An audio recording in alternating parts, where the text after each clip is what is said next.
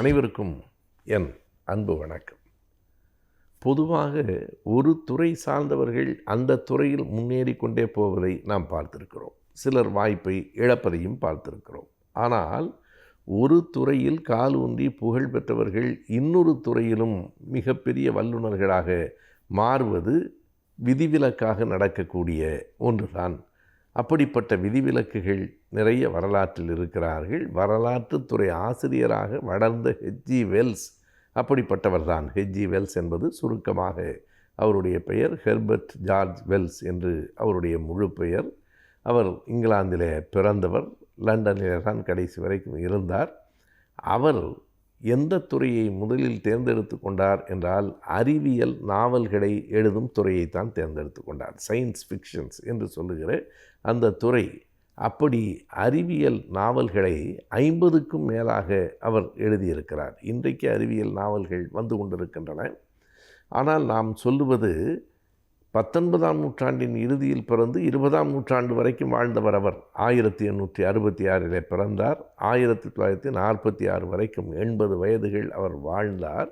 அந்த காலகட்டத்திலே அறிவியல் என்பதே குறைவாக இருந்தபோது அறிவியல் நாவல்கள் என்பது இல்லை என்றே நாம் சொல்லிவிடலாம். இன்றைக்கு அறிவியல் நாவல்கள் தனக்கென்று ஒரு இடத்தை பெற்றிருக்கின்றன.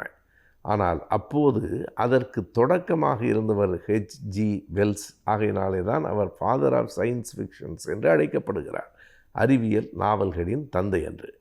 ஆனால் அவர் எந்த அளவுக்கு இன்னொரு துறையிலே புகழ் பெற்றார் என்றால், உலக வரலாற்றை எழுதியதில் அவுட்லைன்ஸ் ஆஃப் வேர்ல்ட் ஹிஸ்ட்ரி என்கிற அந்த புத்தகம் உலக அளவில் மிக புகழ் பெற்றது.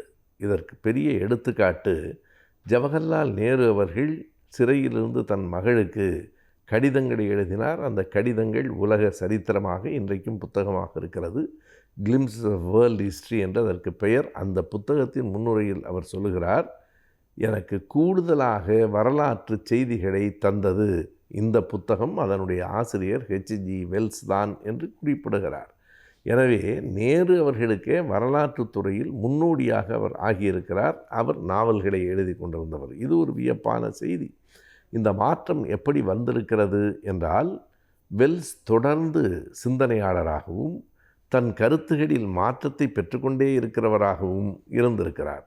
குறிப்பாக ஒன்றை சொல்ல வேண்டுமானால், அவருடைய தொடக்ககால நாவல்களில் கடவுள் ஒரு பாத்திரமாக இருப்பார். கடவுளை பற்றிய செய்திகள் இருக்கும். கடவுள் வரவில்லை என்றாலும் கடவுள் நம்பிக்கை உடையவர்கள் அந்த நாவல்களில் இருப்பார்கள். கொஞ்ச காலத்திற்கு பிறகு வெளிவந்த அவருடைய நாவல்களில் கடவுளை பற்றிய செய்திகள் குறைந்தன. பிறகு கடவுளை பற்றிய கேள்விகள் எழுந்தன.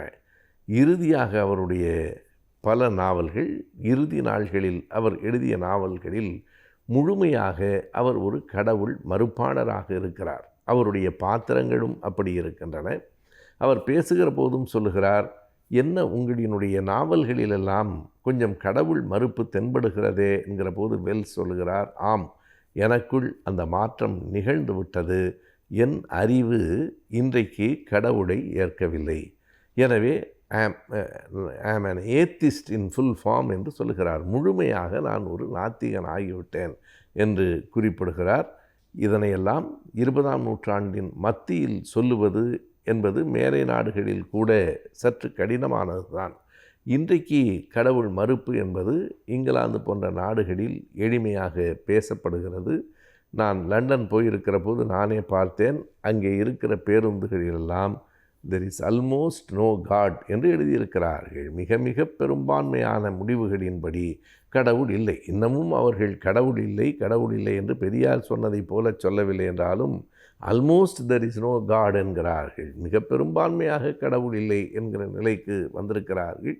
இன்றைக்கு இங்கிலாந்தில் ஞாயிற்றுக்கிழமைகளில் தேவாலயங்கள் நிரம்பாமல் தான் இருக்கின்றன. நிரம்பி வழிந்த தேவாலயங்களிலெல்லாம் கால் பகுதி தான் மக்கள் இருக்கிறார்கள். அவர்களும் வயதானவர்களாக இருக்கிறார்கள் என்பது கால மாற்றத்தை எடுத்து காட்டுகிறது. அந்த மாற்றத்திற்கு முன்னோடி எடுத்துக்காட்டாக விளங்கியவர்களில் ஒருவர்தான் ஹெச்ஜி வெல்ஸ்.